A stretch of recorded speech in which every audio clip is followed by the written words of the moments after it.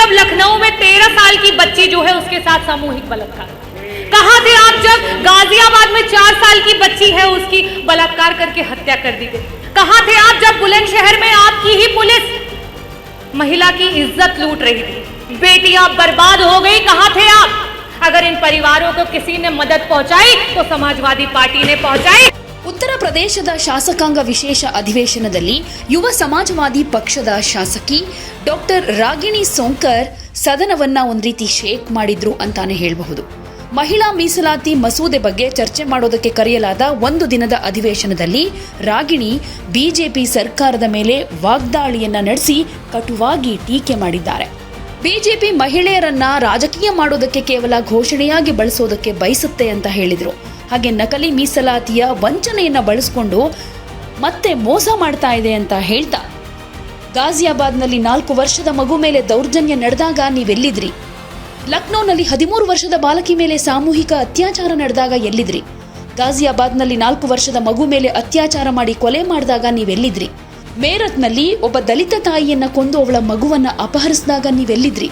ಖಾನ್ಪುರದಲ್ಲಿ 15 ವರ್ಷದ ಬಾಲಕಿ ಮೇಲೆ ಲೈಂಗಿಕ ದೌರ್ಜನ್ಯ ನಡೆದಾಗ ನೀವೆಲ್ಲಿದ್ರಿ? ಬುಲಂದ್ಶಹರ್ನಲ್ಲಿ ನಿಮ್ಮದೇ ಪೊಲೀಸ್ ಮಹಿಳೆಯ ಗೌರವವನ್ನ ಕಿತ್ಕೊಂಡಾಗ ನೀವು ಎಲ್ಲಿದ್ರಿ? ಹತ್ರಾಸ್, ಮಥುರಾ, ಮೇರತ್, ಸುಲ್ತಾನ್ಪುರ, ಖಾನ್ಪುರ, ಕೌಶಾಂಬಿ, ವಾರಣಾಸಿ, ಲಖೀಂಪುರ ಕೇರಿ, ಉನ್ನಾವ್ ಹಾಗೆ ಫತೇಪುರ್ನಲ್ಲಿ ಘಟನೆಗಳು ನಡೆದಾಗ, ಮಕ್ಕಳ ಜೀವನ ಹಾಳಾದಾಗ ನೀವೆಲ್ಲಿದ್ರಿ? ಈ ಕುಟುಂಬಗಳಿಗೆ ಸಹಾಯ ಮಾಡಿದವರು ಯಾರಾದರೂ ಇದ್ರೆ ಅದು ಸಮಾಜವಾದಿ ಪಕ್ಷ ಮಾತ್ರ.